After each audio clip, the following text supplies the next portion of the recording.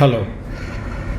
Hope you've all managed to keep yourself safe and well, and all of us are trying to become a bit of an expert in trying to dodge the virus.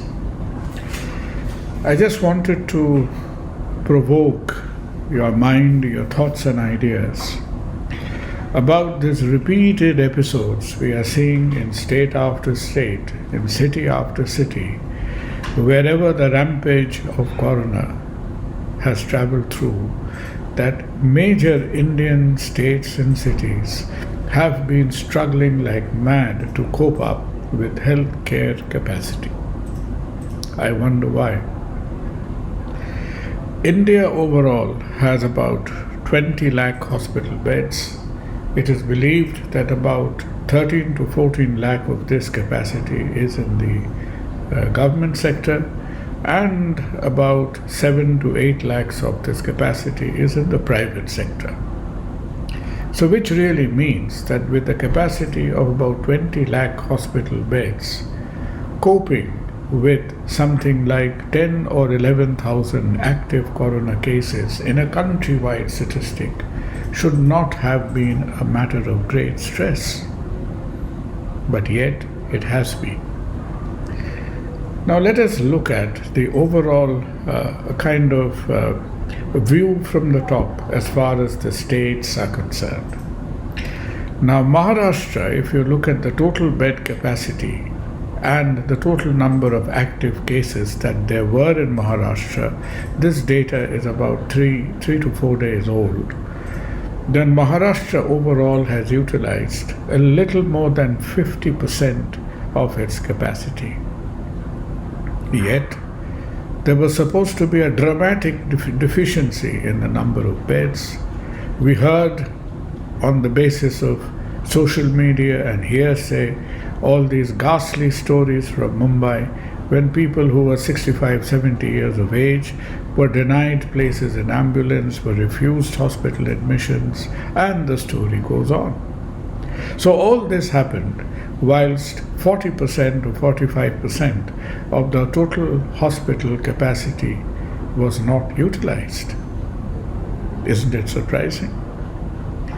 Delhi. There was so much of drama about Delhi getting swamped over. Delhi is improving. We are very happy for that. There was so much of theatrics about people, whether they are from inside Delhi or outside Delhi, who's going to get a bed and who's going to not get a bed. At their peak occupancy, Delhi had utilized something about 38% of their stated bed capacity. So all that theatrics happened when nearly 60% of the total bed capacity of the national capital region was not even utilized. Surprising. Now this story repeats itself wherever we go in the country. The numbers are shooting high in Karnataka. The Karnataka Health Ministry, the dazzling healthcare capital of India, has been shopping for ventilators on Flipkart and Amazon. Quite a few doctors have succumbed, have died, knocking from door to door, from hospitals to hospital.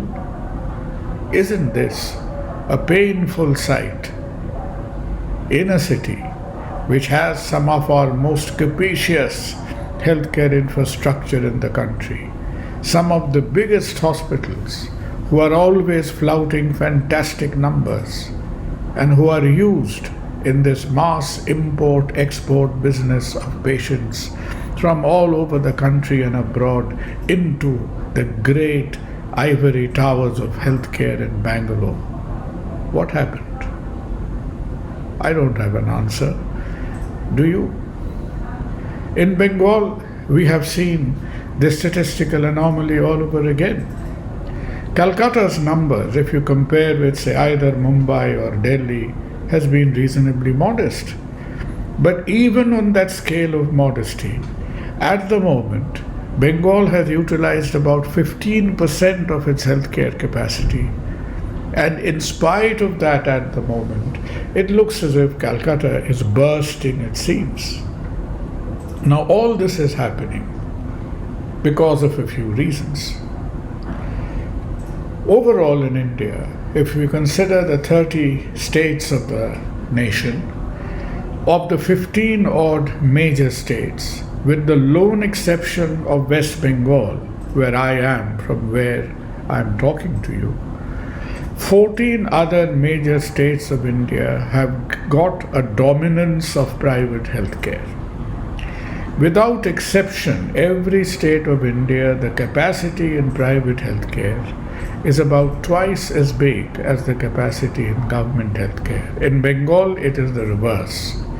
34 of years of communism has ensured that our private healthcare is half the size of the government healthcare. But the perplexing question is that the world over, whether it was in Europe, whether it was in the United States, whether we were talking about the great cities of Milan, Bergamo, London, New York, Barcelona, Madrid, in each and every city, the definition of overwhelming of healthcare capacity meant where the disease burden came up to about 75-80% of the total healthcare capacity of the city or the region.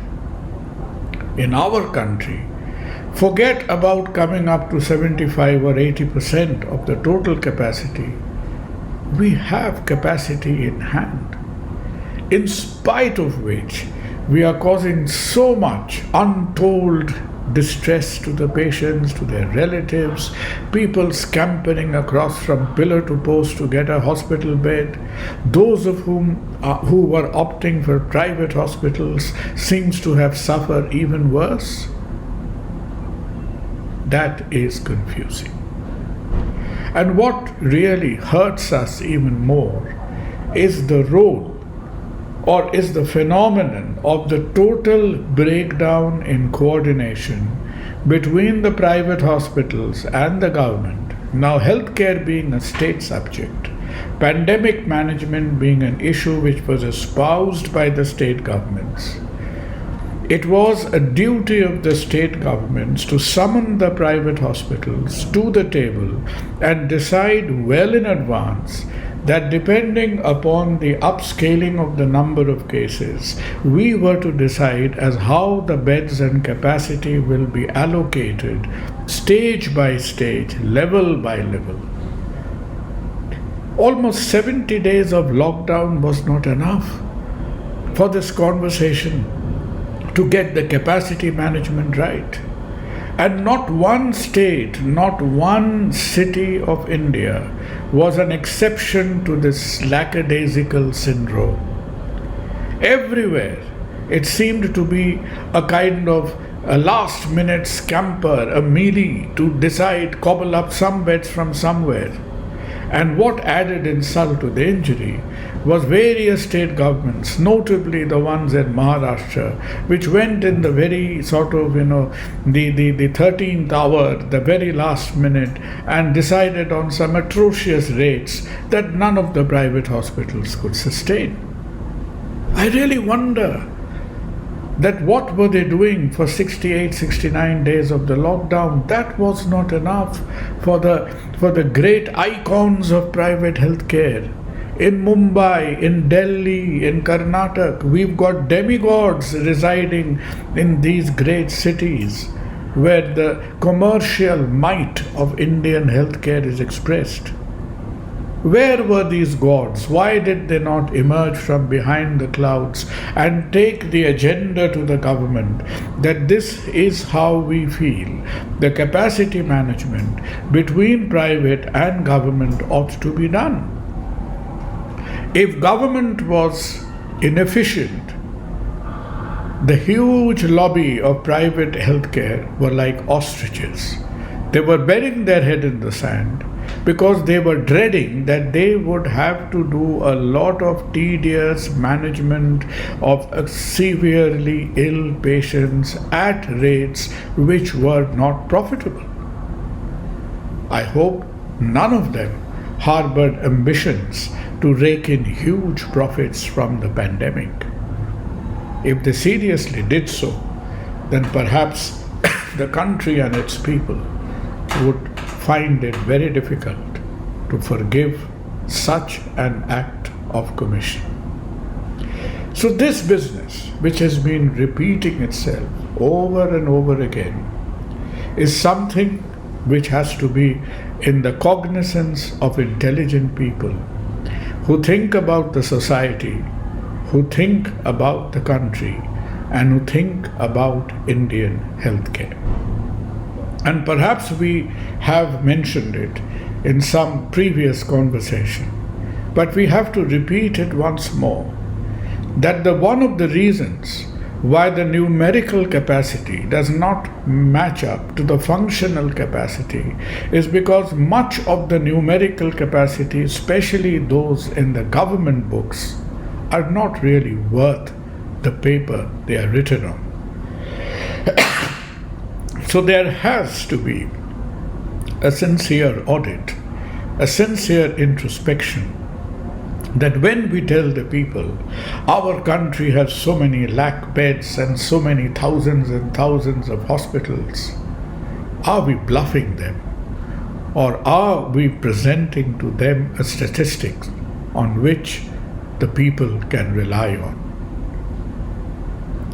The corona would have inflicted a deep wound on the Indian demography, but the virus would also have opened a Pandora's box where many questions needs to be asked, where the government needs to shake up its lethargy and count for once that what exactly is the state of preparedness, what exactly is the quality of hospital and hospital beds that they go on creating and go on inaugurating, what actually is the quality of healthcare behind all the cheap marbles of foundation stones that repeated, the lineage of chief ministers seems to inaugurate.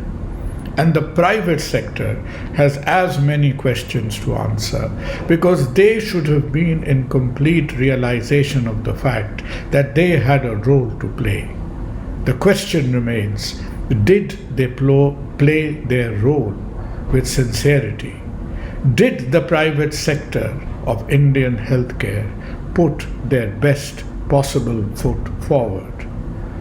At least in my mind, at this point of time, I cannot answer that question in affirmative. Think, raise questions which may not be comfortable, so that in times ahead we are better prepared, more logical, more compassionate, and more effective in facing up to uncomfortable healthcare issues than what we are today. Thank you. Be well. Like, share, subscribe, and press the bell icon to never miss a video from News Sense.